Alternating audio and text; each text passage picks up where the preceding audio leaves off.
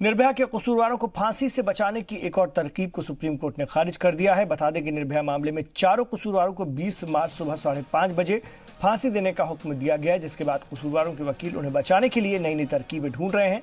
पवन के वकील ने क्राइम के वक्त कसूरवार के नाबालिग होने का दावा करते हुए कोर्ट में क्यूरेटिव पिटीशन दाखिल की थी, लेकिन सुप्रीम कोर्ट ने उसे खारिज कर दिया। इससे पहले बुध को दिल्ली की एक अदालत ने सख्ती बरतते हुए उनके वकील से पूछा कि वह हमेशा आखिरी वक्त में ही क्यों अदालत पहुंचते हैं। निर्भया के वकील AP सिंह लगातार कसूरवारों की फांसी की सजा में देरी करने के लिए नए तरीके ढूंढते हैं। आज निर्भया के कसूरवारों की उनके अहल खाना से आखिरी मुलाकात भी हुई। मुकेश, विनय और पवन के अहल खाना ने आखिरी मुलाकात की। जो दूसरी क्यूरी पटिशन थी आज वो खारिज हो गई, उसकी मर्जी तक खारिज हो गई है, लेकिन जो भी है ये जबरदस्ती है।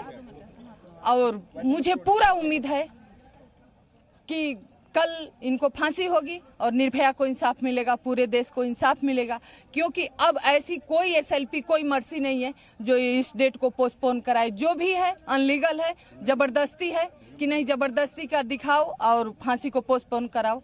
तो ये अब सब अदालतों को पता है, खासकर पटियाला हाउस सुप्रीम कोर्ट में ये केस बार 3-4 महीने से चल रही है, पटियाला कोर्ट में साल भर से चल रहा है।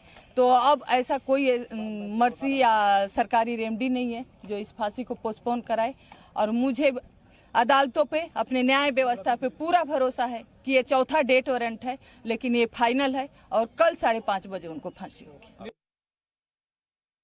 क्या सुप्रीम कोर्ट ने पवन के फादर और स्कूल के खिलाफ भी कुछ ऑर्डर किया है कि अगर कागज गलत हैं, यदि जुवेनाइल के कागज गलत हैं, जुवेनाइल नहीं है, तो उस पर कोई एक्शन होना चाहिए? इसका मतलब ये माना है, कुछ नहीं ऑर्डर किया है, इसका मतलब माना है डॉक्यूमेंट सही हैं, कागज सही हैं, घटना के समय पवन जुवेनाइल था, लेकिन उसको मान नहीं रहे कोर्ट में। ये प्रेशर है, ये दबाव है। समय 16.5 साल का बच्चा था पवन कुमार को, तो उससे आप आतंकवादियों की तुलना कर रहे हैं। यही हमारे देश का दुख है, यही हमारे। आप देखिए, आप पटसन से रस्सी से, धागे से फांसी की रस्सी तो बना रहे हैं, लेकिन प्रकृति के द्वारा चलाया हुआ कोरोना जो है उसके लिए आप मास्क नहीं बना पा रहे हैं।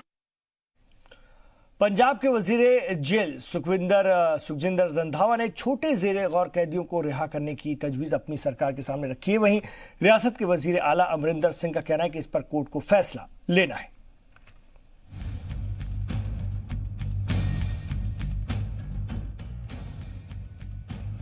पंजाब के वजीर जेल सुखजिंदर सिंह रंधावा ने रियासती हुकूमत को एक तजवीज भेजी है, जिसमें छोटे जराइम में पकड़े गए जेर गौर कैदियों को रिहा करने की बात कही गई है।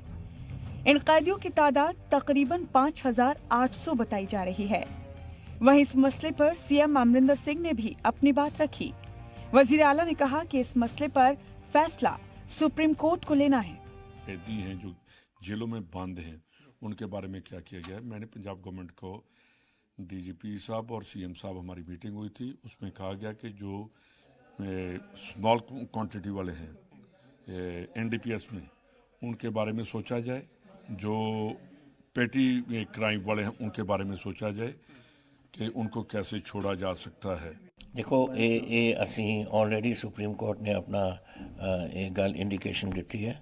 असी भी अपने चीफ जस्टिस नाल गल कर रहे हैं कि सानू जेड़े घट कोई उन्होंने सज़ा हुई है उन्होंने बंदियां कर दिया, क्योंकि जे जेलों के विच फिर सारे एक इकट्ठे रहंदे ने। कट जिहड़ा फिर 50 का कट तो हो नहीं सकता, वो तो सारे जेल ही भरे होंदे ने।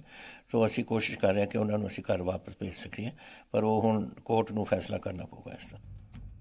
पंजाब की जेलों में इस वक्त तकरीबन 14,000 कैदी हैं। वजीर जेल रंधावा ने बताया कि कोरोना को रोकने के लिए जेल के किसी हिस्से को आइसोलेटेड करने के बारे में भी गौर किया जा रहा है कि मेरे जो जेल में हैं, हर कैदी को, वो जो अगर आप सुनेंगे मोहाली वाले, मैंने उसमें कहा कि हर कैदी को हमने 2 मास्क दिए हैं और हमने सैनिटाइज जो है वो हमने अपने तौर तरीके से तैयार किया है कि जो उसमें डालना है, क्योंकि बात तो बहुत महंगा मिलता ही नहीं, तो हमने उसको भी तैयार करके पूरी हाइजीनिक जेलों को किया है। जो भी जगह है वहाँ हम पूरी सफाई कर रहे हैं और सैनिटाइजर के साथ वहाँ भी हम पूरा साफ कर रहे हैं। जो कैदी हैं उनकी मुलाकात बंद कर दी गई है। पंजाब के वजीर जेल ने बताया कि मुतालिका पुलिस अफसरान को ऐसे कैदियों की लिस्ट तैयार करने की हिदायत दी जा चुकी हैं। अब आने वाले दिनों में इसे लेकर क्या फैसला होता है ये देखना होगा।